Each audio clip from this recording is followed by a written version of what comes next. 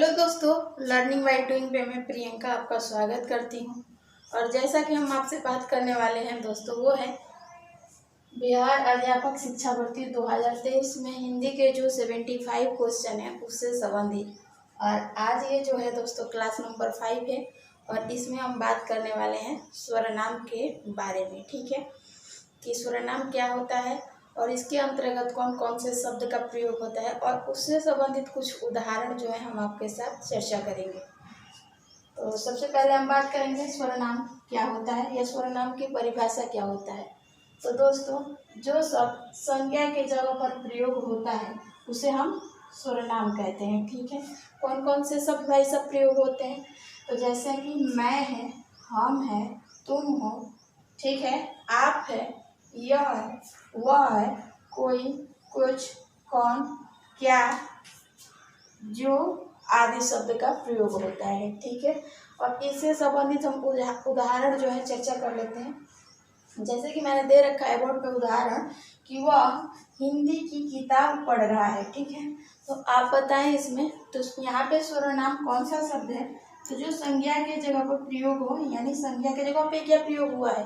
वह हुआ है, तो वह क्या हो गया आपका? तो स्वरनाम हो जाएगा। ठीक है, अगला एग्जाम्पल है कि तुम कल मुझसे मिलने आओगे। ठीक है, तो बताओ इसमें स्वरनाम क्या हो जाएगा? तो इसमें स्वरनाम की बात करें तो वो हो जाएगा तुम। ठीक है, अगला एग्जाम्पल है वह कल मिठाई खाएगा। ठीक है, वह कल मिठाई खाएगा, तो इसमें क्या हो गया स्वरनाम? तो वह हो गया। ठीक है, तो ये जो था स्वरनाम, आपको स्वरनाम की परिभाषा और स्वरनाम के अंतर्गत कौन कौन से शब्द प्रयुक्त होते हैं और ये कुछ उदाहरण रहे। आई थिंक कि आपको अच्छे से समझ में आ गया होगा। ठीक है, तो आप चाहें तो इसका स्क्रीनशॉट ले सकते हैं और इसमें हम बात करने वाले हैं आपसे कि स्वरनाम के कितने प्रकार होते हैं। ठीक है, तो फटाफट इसका स्क्रीनशॉट ले लीजिए। Take your the proper screenshot.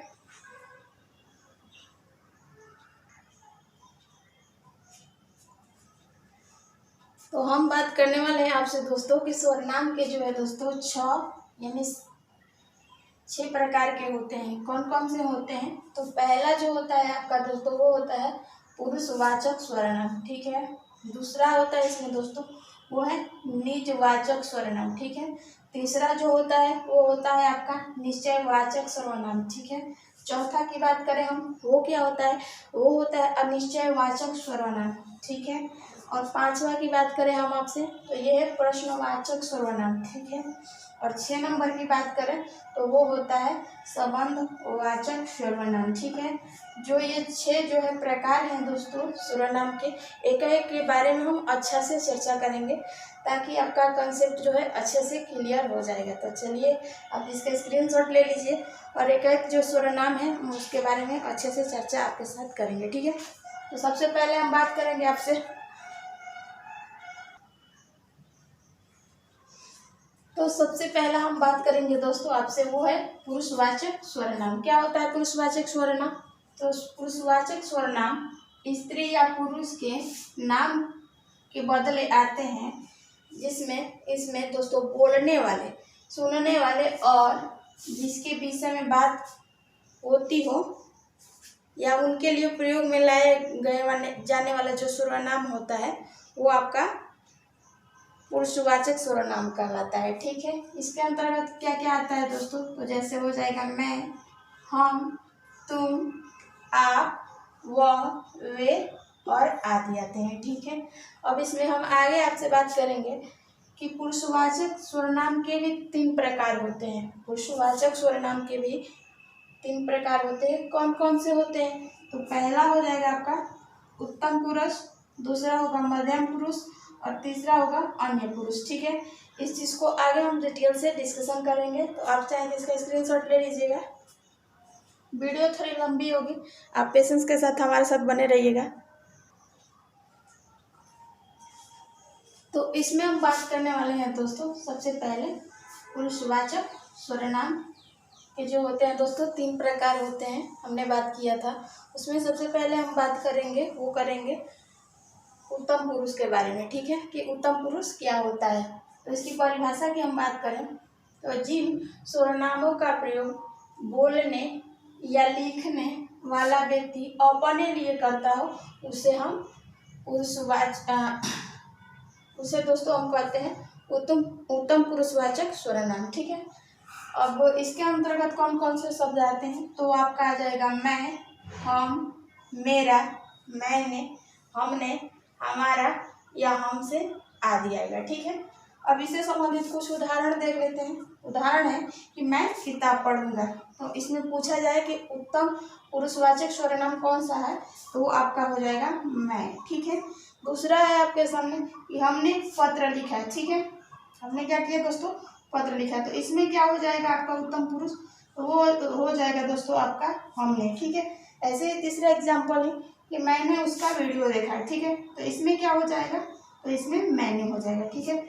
तो पहला जो है दोस्तों पुरुषवाचक सर्वनाम के प्रकार में उत्तम पुरुष जो है आपको अच्छे से समझ में आ गया होगा। दूसरा हम बात करने वाले हैं वो है मध्यम पुरुष। तो आप इसका स्क्रीनशॉट ले लीजिए।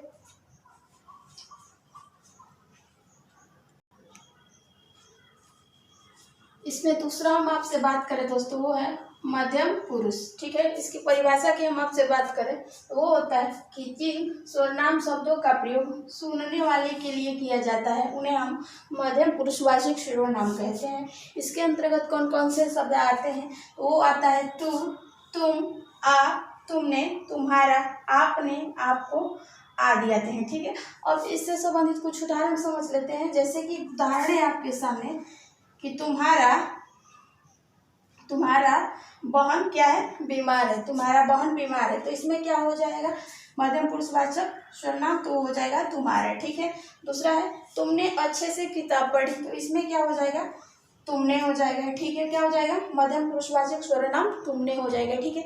और तीसरा जो है वो है तुम मुझसे मिलने आओगे। ठीक है। इसमें मैं पूछूं आपसे कि इसमें जो है दोस्तों मध्यम पुरुषवाचक सर्वनाम क्या हो जाएगा, वो हो जाएगा तुम। ठीक है।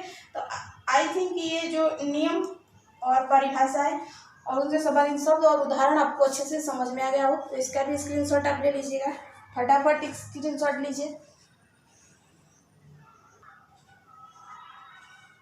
और तीसरा है दोस्तों इसमें ये है अन्य पुरुष। ठीक है। इसके बारे में हम आपसे बात करें तो वो है जिन सर्वनाम शब्दों का प्रयोग वक्ता या श्रोता किसी अन्य व्यक्ति के लिए करता हो उसे हम अन्य पुरुषवाचक सर्वनाम कहते हैं। इसके अंतर्गत कौन कौन से शब्द आते हैं, तो वो हो जाएगा दोस्तों वह, वे, यह, उस, उन, इस, इन या आदि हो जाएगा। ठीक है।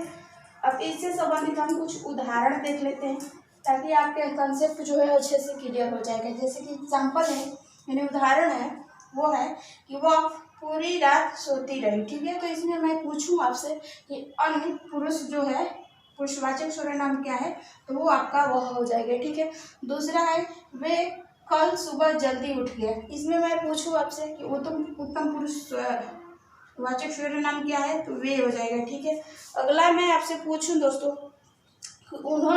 उन्हें यह खाना पसंद आएगा। इसमें उत्तम पुरुषवाचक सर्वनाम क्या है, तो वो हो जाएगा उन्हें। ठीक है। तो यह अन्य पुरुष से संबंधित परिभाषा, उससे संबंधित आने वाले शब्द और उदाहरण आपको अच्छे से समझ में आ गया हो तो इसका आप स्क्रीनशॉट ले सकते हैं। फटाफट स्क्रीनशॉट ले लीजिए।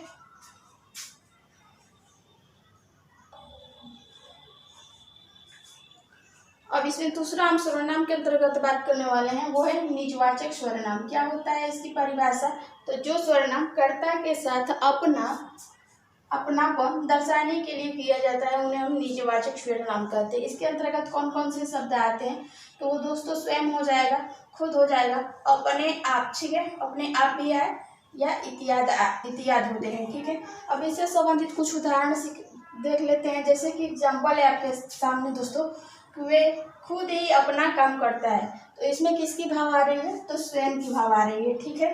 दूसरा एग्जाम्पल है कि वे कल सुबह अपने आप लौट आएगा, तो देखो अपने आप जो है दोस्तों इसमें प्रयोग हो रहा है। ठीक है।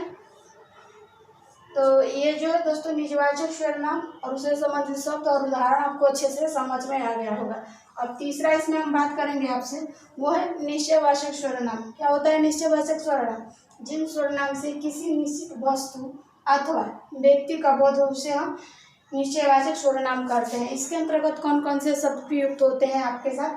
वो होता है यह, वह, वे आदि होते हैं। अब इससे संबंधित कुछ उदाहरण देख लेते हैं, जैसे कि वह मेरा दोस्त है, तो इसमें क्या हो जाएगा? वह हो जाएगा, ठीक है। यह कापी मेरी है, इसमें क्या हो जाएगा? यह हो जाएगा, ठीक है। अगला है वे खाना खाएंगे, तो इसमें क्या हो जाएगा? वे खाना खाएंगे, ठीक है। तो ये हो जाएगा निश्चयवाचक सर्वनाम। तो आपको निजवाचक सर्वनाम और निश्चयवाचक सर्वनाम दोनों अच्छे से समझ में आ गया हो। आगे हम और बात करें आपसे।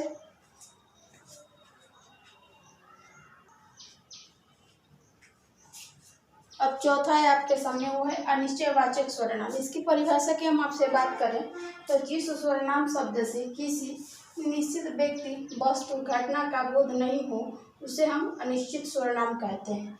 जैसे इसके अंतर्गत कौन कौन से शब्द प्रयुक्त होते हैं? तो होगा कोई, कुछ, किसी या आदि होते हैं, ठीक है। जैसे उदाहरण की हम आपसे बात करें कि दरवाजे पर कोई खड़ा है, तो इसमें क्या हो जाएगा भाई साहब? अनिश्चयवाचक सर्वनाम, तो वो हो जाएगा कोई, ठीक है।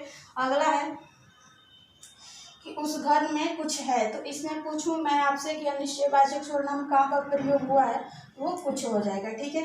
तो ये दोनों उदाहरण आपको अच्छे से समझ में आ गया होगा और इससे संबंधित अनिश्चयवाचक से संबंधित आपके परिभाषा भी अच्छे से समझ आ गए होंगे। और पांचवा बात करेंगे हम आपसे, वो है प्रश्नवाचक सर्वनाम, ठीक है। तो इसकी परिभाषा की बात करें तो जिन सर्वनाम शब्दों से किसी प्राणी, व्यक्ति, वस्तु आदि के विषय में प्रश्न किया जाए, क्या किया जाए? प्रश्न किया जाए, उसे हम प्रश्नवाचक सर्वनाम कहते हैं, ठीक है। अब जैसे इसे डायरेक्ट उदाहरण के माध्यम से हम समझ लेते हैं कि तुम कहाँ के रहने वाले हो, तो इसमें मैं पूछूं आपसे कि प्रश्नवाचक सर्वनाम क्या है, तो ये आपका कहाँ हो जाएगा, ठीक है। दूसरा है कि तुम क्या खा रहे हो, इसमें मैं पूछूं आपसे कि प्रश्नवाचक सर्वनाम क्या है, वो आपका क्या हो जाएगा, ठीक है। तीसरा उदाहरण है आपके सामने कि उसे कौन बुला रहा है, ठीक है। मैं आपसे पूछूं इसमें कि प्रश्नवाचक सर्वनाम कहाँ पे प्रयोग हुए हैं, तो कौन है, ठीक है, आ जाएगा। तो ये चीज़ आपको अच्छे से समझ में आ गया होगा, अनिश्चयवाचक सर्वनाम और प्रश्नवाचक सर्वनाम। और इसमें लास्ट में जो हम बात करने वाले हैं वो है संबंधवाचक सर्वनाम के बारे में। उसकी चर्चा करें उससे पहले आप इसका स्क्रीनशॉट ले लीजिए।